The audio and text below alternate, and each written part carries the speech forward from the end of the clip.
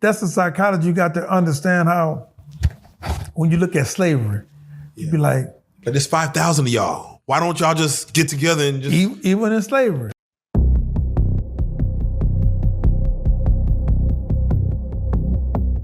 Brotherhood and the camaraderie that comes amongst prisoners that's doing life, like damn near doing life sentences.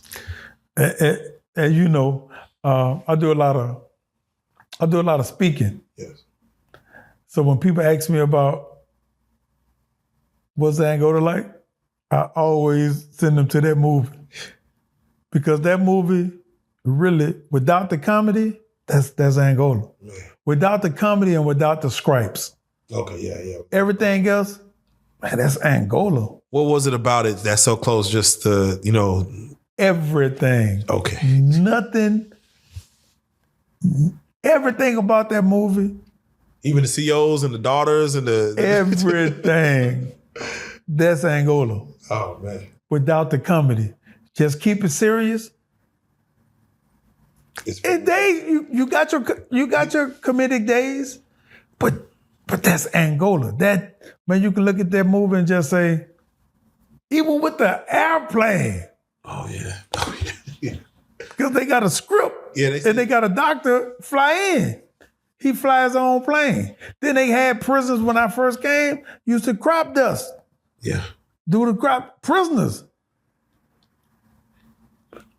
Get it, boss. They got that in Angola. Damn. Man, that's Angola. Everybody looked at that movie. And I'm not a movie dude, but dudes would be like, man, you gotta look at it. Man, that movie make you cry because you're looking at your reality. Man. It's like, yeah. Did how many escape attempts would you say Angola? It's very few. Yeah. And that's the psychology that you know, that's the psychology. You got to understand how, when you look at slavery, you be like, but there's 5,000 of y'all. Why don't y'all just get together and just... Even in slavery. Yeah. You'd be like, it don't be number like one, it wasn't number like one or two people out there keeping them in the field, and it's the same way.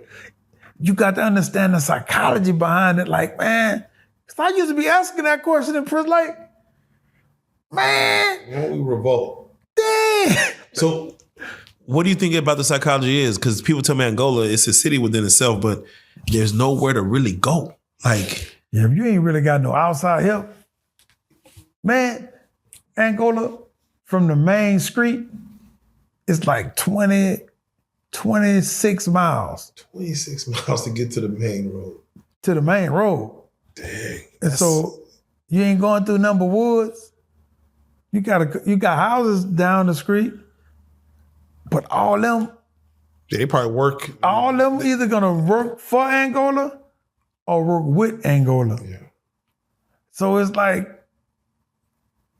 man, if you ain't got no help, you ain't going nowhere. 26 miles, yeah. Y'all go run that, see how... Man, they got ravines that just go straight down.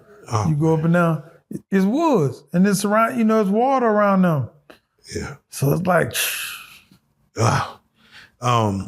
in the movie Life, there was a situation where I believe it was the warden or maybe just the CEO's, the daughter had a baby with somebody. Have you ever seen that where... I did a lot. Yeah. I just saw. What happens with that? How does that work when an inmate impregnates, maybe somebody, workers' kids, or just someone that lives on the land, whatever? It works. They ain't gonna put you in line like that. Yeah. Like, who this baby for? Oh, they really gonna go ask? They gonna? No, they ain't gonna do that. Okay. Somebody gonna tell them. And they're gonna lock you up, and a lot of times they're gonna beat you. Wow, they're gonna make you. They're gonna.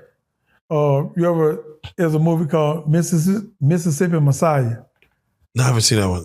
All right, it's a slave movie, and so the slave master had been having all these babies come up, and the wife just got tired of seeing it, so she got the strongest black dude, and she brought him into a room. And she said, take off your clothes. He said, no. She said, take off your clothes, boy, or I'm gonna say you raped me. so you might as well enjoy yourself. And so he said, I'm not gonna do it. And then she went to using psychology on him.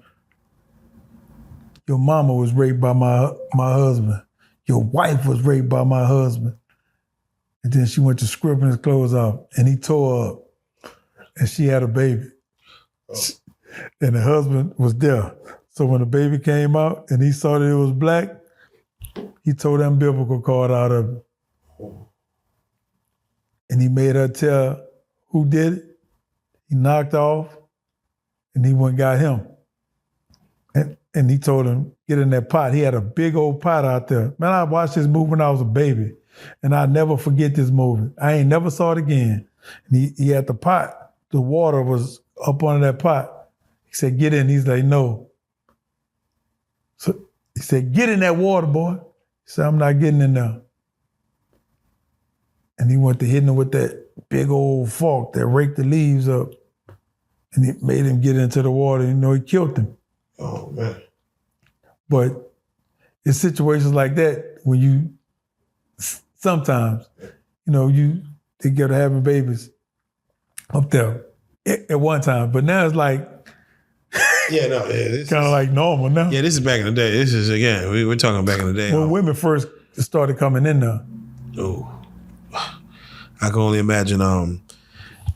For you yourself, again, we spoke on this last time, but what was either the worst thing or one or two or three of the worst things that you've seen while you was in there, as far as something that stays with you? I think I saw dudes get killed in there, get stabbed to death. Do you think it was something, I don't want to say deserve, but something that the person saw coming or blindsided? I think one of them probably saw it coming. And so, you know, it'd be situations where you say like, man, that shouldn't have happened. And he ain't have to kill him. You know, like, man, he ain't have to kill him. You know, like I said, like right before I came home, my cousin got killed. You see what happened with your cousin? You know, he was in the cell with my partner, and my partner stomped him to death. That's what I asked. Did you ever see someone beat to death? Yeah. There? Yeah, I saw dudes got beat to death with locks. Oh, man. Yeah. Lock in the sock, man. Locks in the sock. So, you know, I try not to remember that stuff. Yeah, exactly. But, and like I say, a lot of situations, it'd be like, dang, he ain't deserve that. How what is the atmosphere of the prison when there is a life taken? Like, is it more serious afterwards, or is everybody back to regular scheduled programming, playing and joking, or does it kind of sit in the cells for a little while as far as, you know, amongst the atmosphere? It'd be kind of serious. You know, it'll get, dang, such and such got killed last night. And so you'll be like, what? You know, so it'll be somber, but it'll have that seriousness with it. And it'll make you really just, you know, you be watching people. You get, you understand that drugs play a part of it. Okay. So you be paranoid of the person that's doing the drugs because they stand up so long and the oxygen ain't going to their brain, then they be paranoid so that you'll never know who they're gonna attack because they don't telegraph it because of the drugs. So you be like, you don't want to be around them type of people because you don't want to go to sleep, and then, you know, dudes jugging you while you sleep, beating you in your head while you sleep.